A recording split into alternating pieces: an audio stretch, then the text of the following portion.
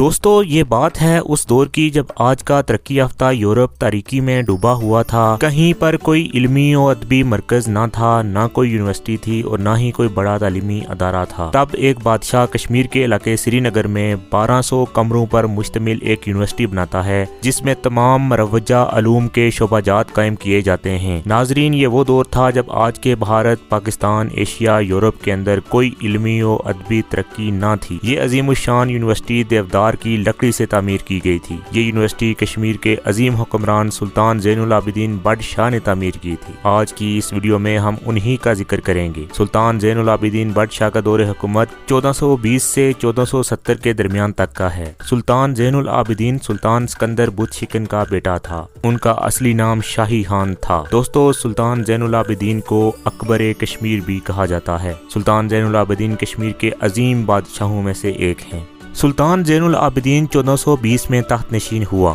اس نے تخت سنبھالتے ہی مملکت کشمیر میں ایک انقلابی دور کی بنیاد رکھی اور نصف صدی تک نہایت کامیابی سے حکومت کی۔ اس کی بے پناہ قومی خدمات کے باعث رایا نے اسے بٹ شاہ یعنی عظیم بادشاہ کا خطاب دیا۔ صدیاں گزریں، کشمیر کا ہر شخص آج بھی اس کا نام عزت و احترام سے لیتا ہے۔ سلطان کا 50 سالہ دور 1420 سے 1470 مختلف علوم و فنون، شعر و ادب، صنعت و حرفت، تجارت، مذہبی رواداری، عدل و انصاف، فتوحات، سفارتی تعلقات اور امن و خوشحالی کے اعتبار سے کشمیر کا سنہری دور کہلاتا ہے۔ شاہی خان یعنی بٹ شاہ نے نوجوانی کا کچھ عرصہ وسط ایشیا کے نامور حکمران امیر تیمور کے دربار میں گزارا۔ اس نے دیکھا کہ سمرقند علم و ادب، خوبصورتی، چمن آرائی، آرائش و زیبائش کے اعتبار سے دنیا کا خوبصورت شہر بنایا گیا ہے۔ اسے سمرقند کا آرکیٹیکچر بہت زیادہ پسند آیا۔ شاہی خان کے دل میں آرزو پیدا ہوئی کہ کاش میرا ملک بھی ایسا ہو جائے۔ چنانچہ جب وہ وطن واپس لوٹا اور تخت نشین ہوا تو اس نے واقعی کشمیر کو دنیا کا عظیم ملک بنا دیا۔ تخت نشینی کے وقت اس کی عمر 18 سال تھی۔ بٹ شاہ صاحب علم حکمران تھا۔ نامور علماء اس کے دربار سے وابستہ تھے۔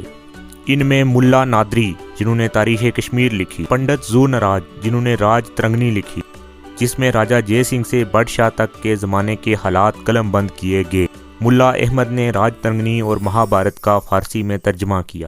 دوستو، راج ترنگنی اور مہابھارت کے ترجمے سے یہ بات پتہ چلتی ہے کہ سلطان زین العابدین بٹ شاہ نے سنسکرت میں لکھے ہوئے اسکرپٹ کی طرف بھی خاص توجہ دی اور اسے بھی فارسی زبان میں تبدیل کر کے عوام کے لیے پڑھنے کے قابل بنایا۔ اس کے دور میں علوم و فنون کو بے حد ترقی حاصل ہوئی۔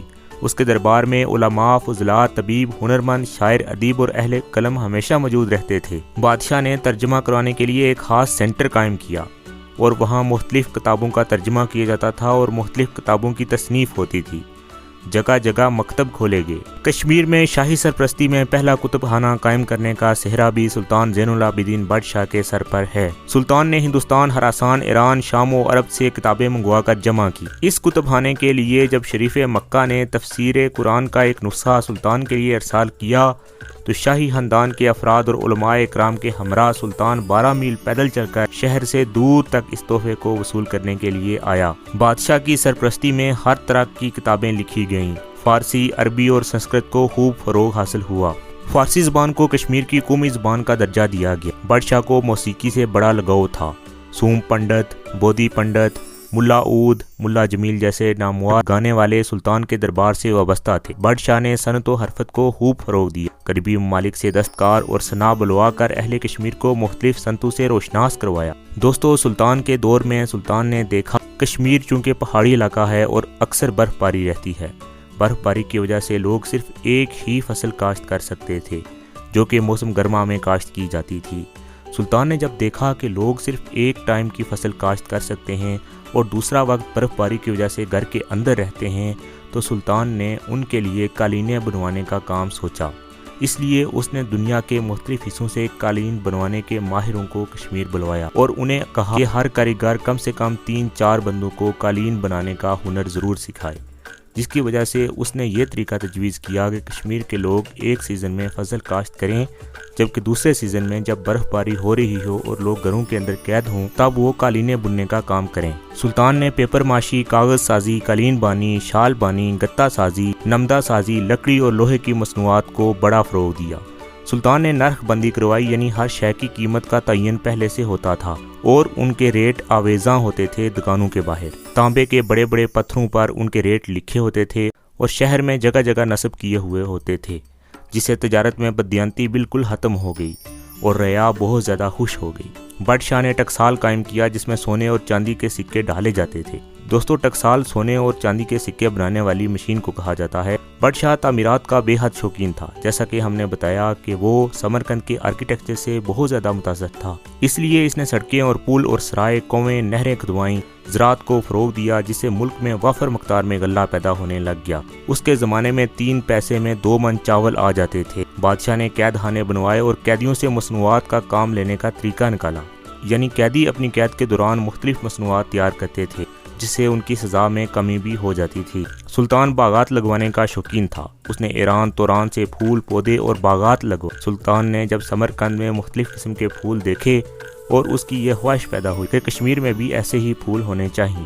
چنانچہ اگر آج آپ کشمیر کو پھولوں سے بھرا ہوا دیکھتے ہیں تو اس میں سلطان کی بھی کاوش شامل ہے۔ بادشاہ نے غیر مسلم رعایا کے ساتھ حسن سلوک کی عظیم روایات قائم کی۔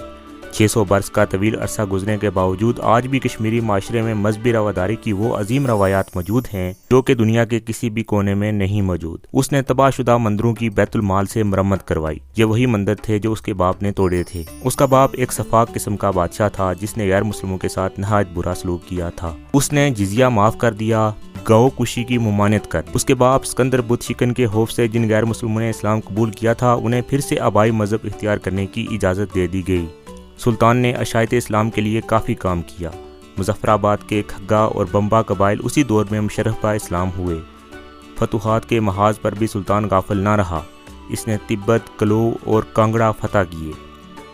دوستو، سلطان کے صفاتی تعلقات بھی بہت اچھے تھے اور سلطان کی ڈپلومیٹک پالیسیاں بہت زیادہ اچھی تھیں۔ چنانچہ اس نے ہندوستان، خراسان، ترکستان، آذربائیجان، گیلان، سیستان، ترکی، مصر اور حجاز مقدسہ کے حکمرانوں کے ساتھ صفاتی تعلقات قائم کیے۔ غرض بادشاہ کا 50 سالہ دور حکومت تاریخ کشمیر کا سنہری دور کہلاتا ہے۔